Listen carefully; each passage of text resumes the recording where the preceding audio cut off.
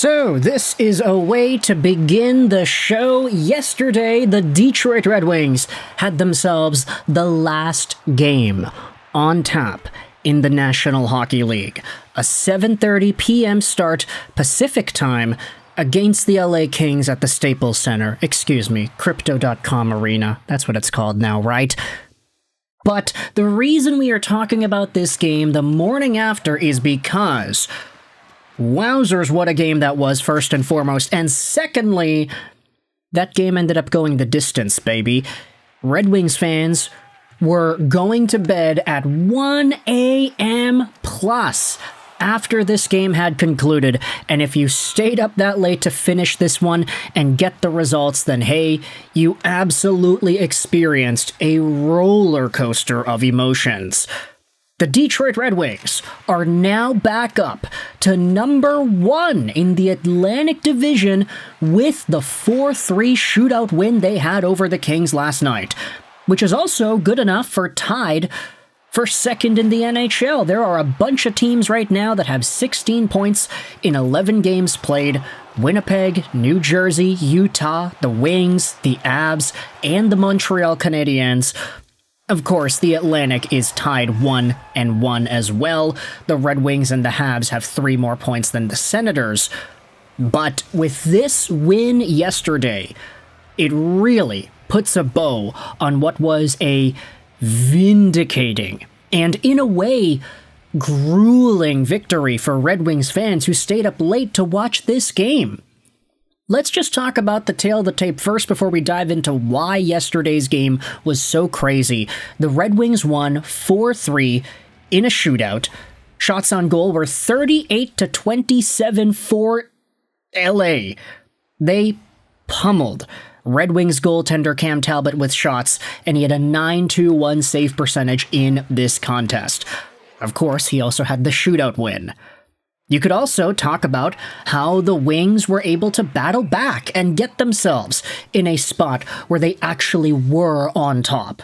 First goal of the game was scored by Alex Laferriere, a shorthanded mark in the second period. You never want to see these shorthanded goals go against your favorite teams, but the LA Kings took advantage of a bobbling puck by Mo Seider at the blue line, and it's Laferriere who pounces on it. He comes in on Talbot and backhands it right through the Red Wings goaltender. 1-0 at the halfway mark in the second period for the LA Kings. Give it just a minute though, and that's where Alex DeBrincat on the same power play is able to get the Wings back up on the board and tying this hockey game 1-1.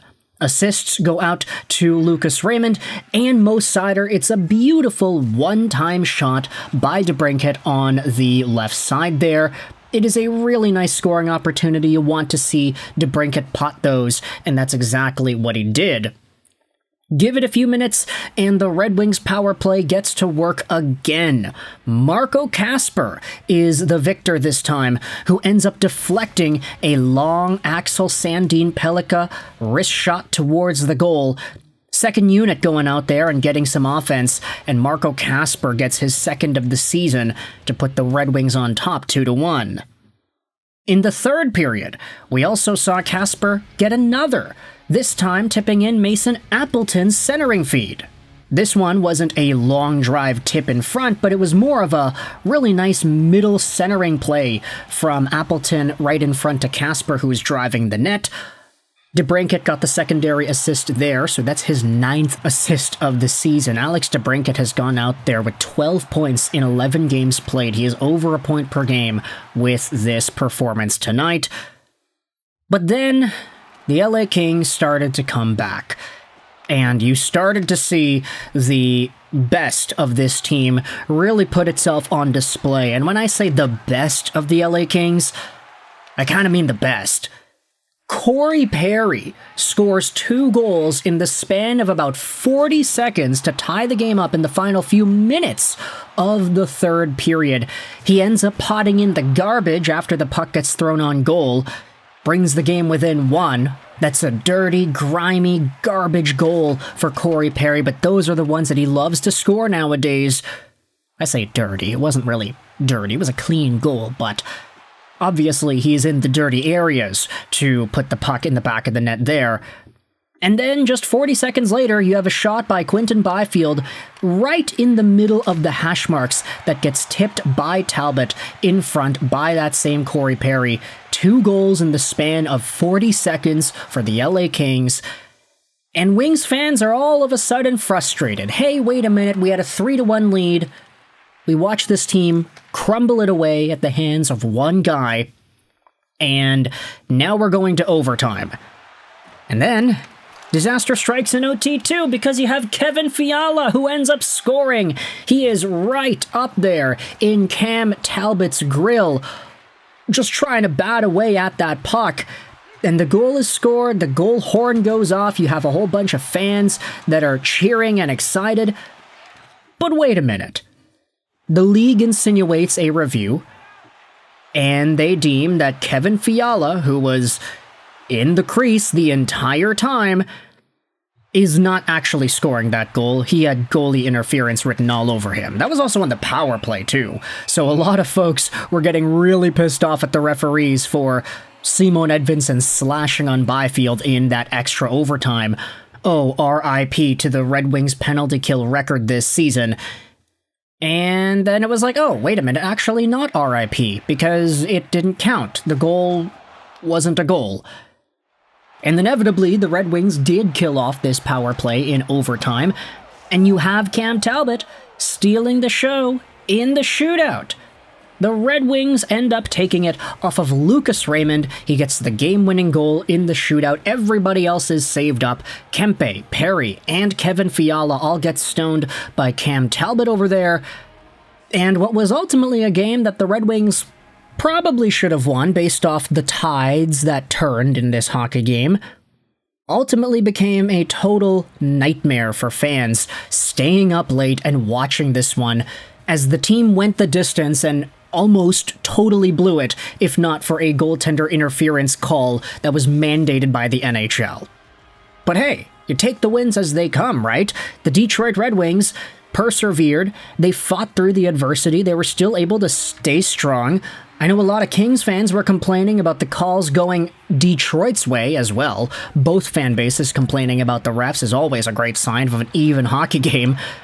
But at the end of the day, Detroit Red Wings fans that went to sleep angrily after seeing the Fiala overtime winner ultimately didn't see the full results, so, yeah, I guess that's a lesson for everybody. Don't turn your TVs off unless you absolutely know with certainty that everything was finalized.